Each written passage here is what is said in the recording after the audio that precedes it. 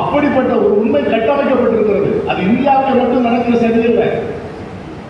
இஸ்லாத்தை பற்றி ஒரு தவறான புரிதல், ஒரு தவறான பார்வை, அதை பற்றிய தவறான விளக்கங்கள் இந்த இந்தியாவில் மட்டுமே நடக்கிறது என்று சொன்னால் நான் ஏற்றுக்கொள்ள மாட்டேன். இது உலக அளவில் அது விலவேசப்படுகின்ற, பரவலாக்கப்படுகின்ற, பல இடங்களிலே பரிமாறிக்கொள்ளப்படுகின்ற ஒரு அரசியல் தத்துவமாக இங்கு வருகிறது. இந்த இஸ்லாமோபோபியாவுக்கு என்ன காரணம்?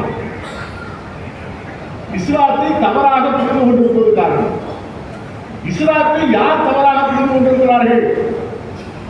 இஸ்லாத்துக்கு வெளியே இருக்கிறவர்கள் மட்டுமல்ல,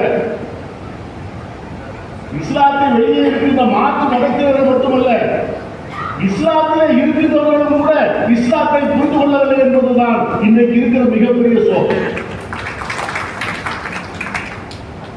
அப்படி புரிந்து கொள்ளலாம். நேற்றையா பாகிஸ்தான்ல